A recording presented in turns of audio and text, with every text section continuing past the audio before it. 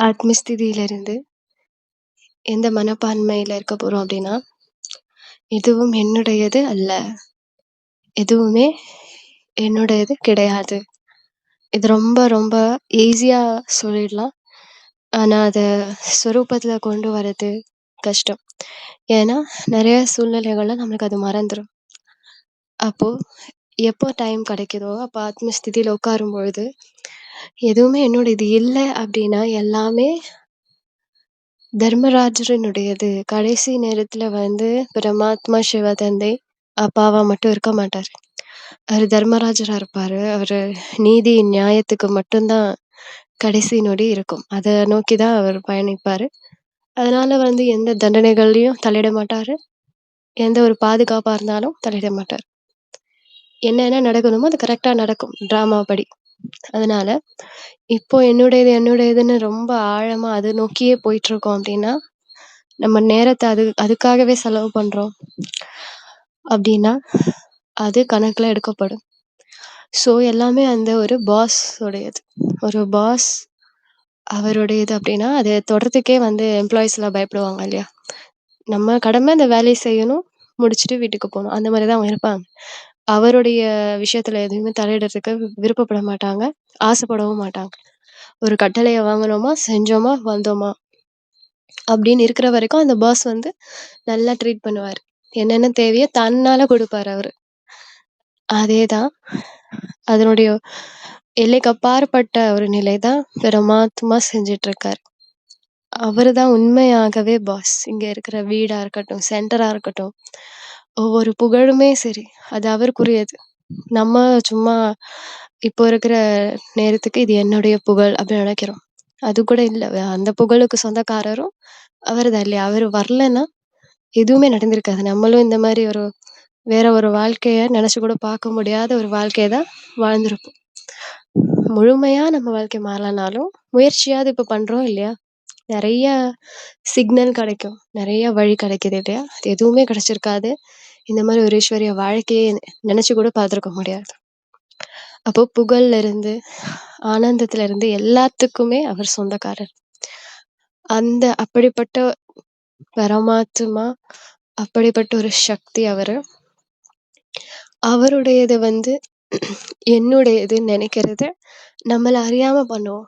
பெரிய பெரிய விஷயத்தெல்லாம் அ இல்லாம, சின்ன சின்ன விஷயம். இது என்னோட சேவை, இது என்னுடைய பொருள், இது என்னுடைய ட்ரெஸ், இது என்னோட ரேக், இது இங்க தான் இருக்கணும். அப்படின்ற ஒரு விஷயத்துல வரும். ரொம்ப பெர்ஃபெக்ட்டா இருக்கிறோம்னு நெனச்சுட்டு, அது என்னோடது அப்படின்ற ஒரு சூட்சுமம் இருக்கும் அங்க. ரொம்ப பெர்ஃபெக்ட்டா பண்ணணும், இது இங்க தான் வைக்கணும் அப்படின்னா, என் பொருள் இங்க தான் இருக்கணும்னு நெனைக்கிறது கூட என்னது? அவ்வளோதான் முடிஞ்சு போச்சு. அது என் பொருள் இங்க தான் இருக்கும்னு நெனைக்கிறது கூட ஒரு அது தனக்கு வசமா மாத்துறது இல்லையா? ஸோ இந்த விஷயத்தலாம் நம்ம புரிஞ்சுக்கணும். ஃபர்ஸ்ட்டு இதனுடைய ஞானம் வந்ததுக்கு அப்புறம் தான், யோகத்துல அப்ளை பண்ணி ஆழ் மனசு கொண்டு போ முடியும். ஸோ இது ஏன் உடனே அந்த இடமோ, இல்ல அந்த ஒரு ஏதோ ஒண்ணு கலைஞ்சிருச்சுன்னா, உடனே என்ன வருது? கோவம் வருது. அப்போ எப்போ நம்மளுக்கு என்னுடையதுன்ற ஒரு எண்ணம் வருதோ, அப்பதான் கோவம் வரும். என்னோட மரியாதை அங்க போகுதுன்னு நெனைக்கும்பொழுது, கோவம் வரும், அழுகை வரும், வெறுப்பு வரும், விரக்தி வரும். இதெல்லாம் வரும். அப்போ எதுவுமே என்னுடையது இல்ல. அவ்வளோதான். என்னோட மரியாதை என்கிட்ட தான் இருக்கு. அப்படிங்கிற ஒரு எண்ணத்த கொண்டு வரணும். இந்த பொருள இவங்க கலைச்சாங்களா, சரி. பொறுமையா அடுக்கி வைப்போம். அந்த நேரத்துல மனச நம்ம ஒருநிலைப்படுத்த முயற்சி செய்வோம். அப்படின்னு நம்ம நம்மகிட்டயே பேசிக்கிறது தான் நல்லது. அத விட்டுட்டு மத்தவங்க கிட்ட கேட்கறது, மத்தவங்கள கண்ட்ரோல் பண்ண ட்ரை பண்றது நடக்காத காரியம். ஏன்னா பரமாத்மாவாலயே முழு 800 கோடியையும் திருத்த முடியல. 33 கோடியையும் முழுசா திருத்த முடியல. அந்த 9,00,000 அவங்களுமே கிரேட் வைஸா திருத்த முடியுது. அப்போ யோசிச்சு பாருங்க, நம்மளால எவ்வளோ பேர திருத்திற முடியும்? இல்லையா? முழுமையா திருத்துறதுலாம் முடியாத காரியம். ஸோ, எந்த ஒரு விஷயத்தையும் என்னுடையது, இது என்னோட ஃபோன், என்னுடைய ட்ரெஸ், இது என்னோட ட்ரெஸ்ஸிங் டேபிள் ஏதோ ஒண்ணு. அது என்னோடதுன்னு மைண்டுக்கு வரும்போது, முகம் பார்க்கும்பொழுது கூட, இது என்னோட முகம் இல்ல. பரமாத்மா எனக்கு கொடுக்கப்பட்டது. அப்படின்னு நெனைக்கும்போது சந்தோஷமும் அதிகரிக்கும். அவரு டிசைன் பண்ணது, அவரு குடுத்தது. அவ்வளோதான். அப்ப ஹாப்பினஸ் அதிகமாகும். ஸோ, ஈஸியா ஹாப்பியான வழிய நம்ம இப்பத்துலேருந்தே அனுபவம் பண்ணணும். அத விட்டுட்டு என்னுடையதுன்னு அந்த சிக்கல்ல போய் நம்ம மாட்டிக்கிறது தவறு. இத தான் நம்மளுக்கு இது ஓரளவு புரிதல் இருந்தாலும் அப்பப்போ மறந்துரும். சில விஷயங்கள்லாம் மறந்துரும். ஏன்னா, நம்மளோட அ பேக்ரவுண்ட் விஷயங்கள்லாம் அப்படி. ஜென்மங்கள்லாம் அப்படி. பெரிய ராஜாவா இருக்கும்போது, முழு அரசாங்கமே என்னோடதுன்னு நெனச்சிருப்போம் இல்லையா? துவாபர யுகத்துலலாம்.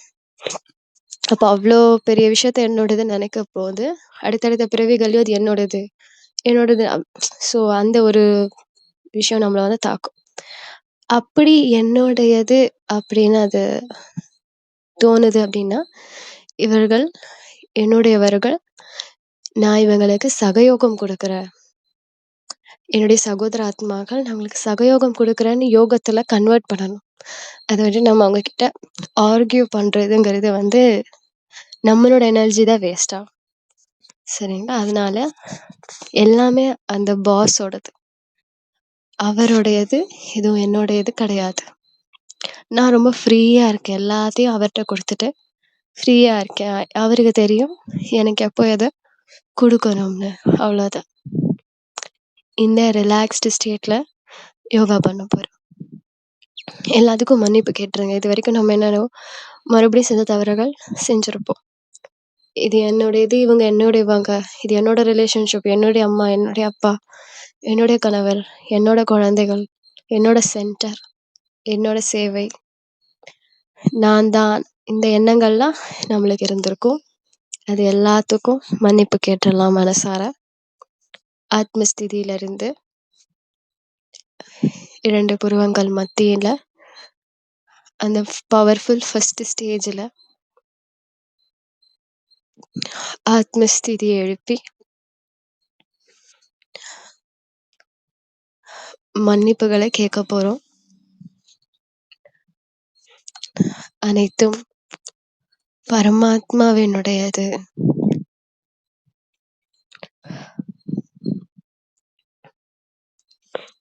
அனைத்தும் பரமாத்மாவினுடையது.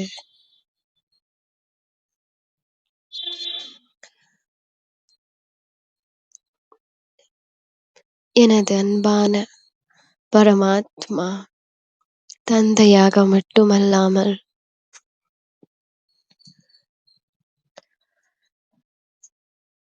அவர் தர்மராஜராகவும் இருக்கிறார். தர்மத்தின் தலைவனாக இருக்கிறார். அனைத்திற்கும் சொந்தக்காரராக இருக்கிறார். எனக்கு கிடைத்த அனைத்து நன்மைகளும் அவர் கொடுத்ததுதான்.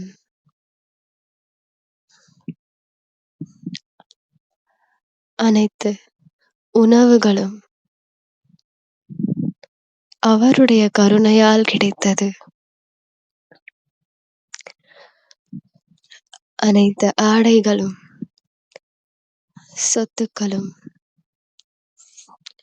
இத்தனை பிறவியாக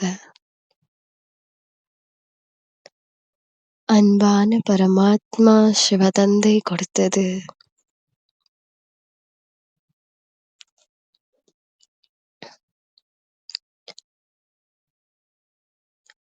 எதுவும் என்னுடையது அல்ல. ஆதலால் நான் லேசாக உணர்கிறேன். எதுவும் என்னுடையது அல்ல.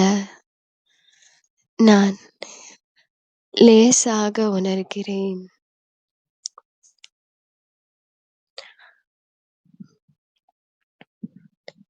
அன்பானவனாக உணர்கிறேன். பரமாத்மா சிவதந்தைக்கு நெருக்கமானவனாக உணர்கிறேன். இதுவே சத்திய நிலை. சத்தியமான சாந்த நிலை.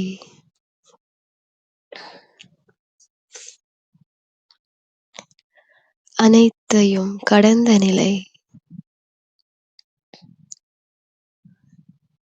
அனைத்தையும் அடைந்த நிலை.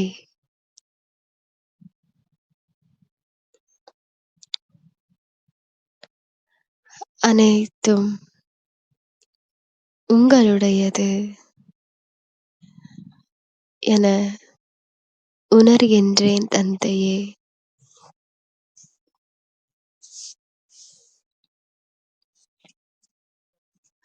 கோடான கோடி மடங்கு அன்பு வைத்ததனால் பரமாத்மா சிவதந்தை எனக்கு அருளியது 5000 வருடமும் மகிழ்ச்சியாக அனுபவித்தேன். அவை அனைத்திற்கும் மிகுந்த நன்றிகள்.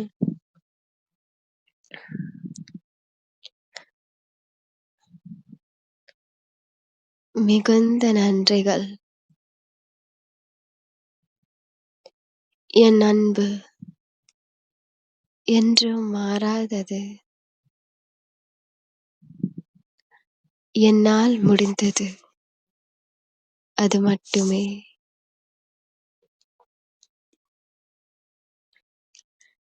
எனது அன்பை உங்களுக்கு அளவில்லாமல் கொடுக்கின்றேன். வாங்கிக் கொள்ளுங்கள் தந்தையே. வேறு எதுவும் என்னுடையதல்ல. பொருட்களும் மனிதர்களும் இந்த பூமியின் எந்த விஷயமும் அது நீங்கள் கொடுத்ததுதான். நானுமே உங்களுடையவன்தான். கோடான கோடி மடங்கு மகிழ்ச்சியை அடைகிறேன். ஓம் சாந்தி. ஓம் சாந்தி. இந்த எதுவும் என்னுடையது அல்ல, அனைத்தும் பரமாத்மாவினுடையது அப்படின்னு இத ஆழமா கொண்டு வரும்பொழுது என்ன ஆகும், மனசு ஒரு வித விரக்தி அதை கையாளும். எடுத்த உடனே நம்ம இதை பண்ணும் பொழுது, இல்லை கொஞ்ச நாள் கழிச்சு பண்றோம் அப்படின்னா, ஒரு தாட் இல்லை இன்னொரு தாட் வரும்போது ஒரு விரக்தி வரும். இதுவும் என்னோடது இல்லையா, இந்த உடல் கூட என்னுடையது இல்லை, எதுவுமே என்னுடையது இல்லை. அப்போ இந்த இவ்வளோ நாள் நடமாடிட்டே எல்லா வேலைகளும் எல்லாருக்கும் செஞ்ச நான், இல்லைனாலும் யாராவது வந்து இதை செய்வாங்க. அப்படி நம்ம யோசிச்சு பார்த்தாலே நம்மளுக்கு என்ன வரும், ஒரு விரக்தி வரும். அப்போ அனைத்தும் பரமாத்மாவினுடையது நினைக்கலாம், ஆனாலும் எடுத்த எடுப்புல வந்துடாது, கொஞ்சம் டைம் எடுக்கும். அப்ப என்ன பண்ணணும், அடுத்த யோகாவா இனிமையான ஆத்மா நான், உலக ஆத்மாக்களுக்கு இனிமை தன்மையை கொடுக்கக்கூடியவன் நான். அப்படி அந்த இனிமை தன்மையால நம்மள நிரப்பிக்கணும். ஏன்னா எதுவுமே இல்லை அப்படின்றப்போ அந்த விரக்தி வருது இல்லையா, அப்போ ஆத்மா ஆட்டோமேட்டிக்கா நம்ம என்ன பண்றோம், கான்சியஸ் மைண்ட்ல நான் இனிமையானவன் அந்த குணத்தை மறக்க ஆரம்பிச்சிடும். ஒரு விரக்தி வந்துருச்சு அப்புறம் அது வெறுப்பாயிடும், ஆட்டோமேட்டிக்கா கோவம் வரும், இந்த மாதிரி எல்லாம் ஆக்ஷன்ஸ்ல வந்து காமிக்கும். அதனால இனிமையான ஆத்மானும் இதை ப்ராக்டிஸ் பண்ணுங்க. அடுத்த அடுத்த ப்ராக்டிஸ் இது வந்து பற்றற்ற நிலைக்காக தான். ஃபர்ஸ்ட் நம்ம வந்து பரமாத்மாவை பாஸா சொல்லி, தர்மராஜரா சொல்லி எல்லாத்தையும் நம்ம இப்பவே கொடுத்துட்டோம் அப்படின்னா நம்மளுக்கு தண்டனையே கிடையாது லாஸ்ட்ல. ஸோ அந்த விஷயத்தையும் ஞாபகம் வச்சுக்கலாம். இறுதி நொடியிலையும் நான் இனிமையானவனாகவே இருப்பேன். அதை நம்ம மனசுல கொண்டு வரலாம். இனிமையான ஆத்மா நான், இறுதி நொடியாக இருந்தாலும் சரி, சத்யுக தொடக்க நாளாக இருந்தாலும் சரி, எப்பொழுதுமே இனிமையின் ஸ்வரூபம் நான். மிக மிக இனிமையானவன், அன்பானவன். நான்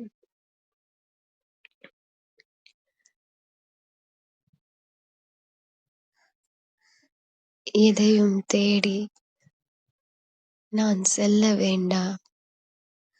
ஆனால் இனிமையும், அன்பும் தேடுகிற ஆத்மாக்கள் என்னை நாடி வருவார்கள்.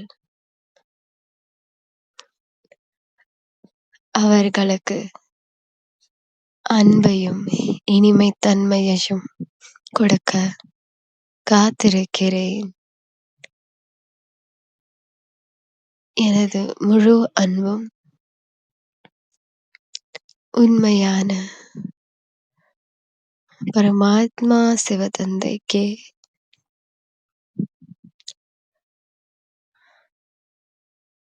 உலக ஆத்மாக்களுக்கு அன்பின் சக்திகளை கொடுக்க வேண்டுமென்பது பரமாத்மாவின் இனிமையான கட்டளை. அதை செய்து முடிப்போம். ஓம் சாந்தி. ஓம் சாந்தி. ஓம் சாந்தி. உலக ஆத்மாக்கள் எல்லாரும் இனிமைத்தன்மையை கிடந்து வாங்கிட்டு போறாங்க. அவங்களுக்கு அந்த வைப்ரேஷன் ஃபீல் ஆகுது. நம்ம இருக்கிற இடத்துல இருக்கிறோம். ஆனால் நம்மளை சுத்தி அழகான பிங்க் கலர் ரேஸ் பரவுது. உலக ஆத்மாக்களும் இருக்கிற இடத்துல இருக்கிறாங்க. ஆனால் அவங்கள மீறி ஒரு சிரிப்பு வருது. மனம் லேஸ் ஆகுது. பரபரப்பு, படபடப்புகளும் குறையுது. மனம் அமைதியையும் அன்பையும் உணருது. முழு உலகத்திலையும் யோசிச்சு பாருங்க. முழு உலகமும் அப்படி சிரிச்சா எவ்வளவு அழகா இருக்கும் இல்லையா? நம்மளுடைய அன்பின் சக்தியில ஆத்மாக்கள் குளிக்கிறாங்க. அழகான பிங்க் ரேஸ் பரவுது.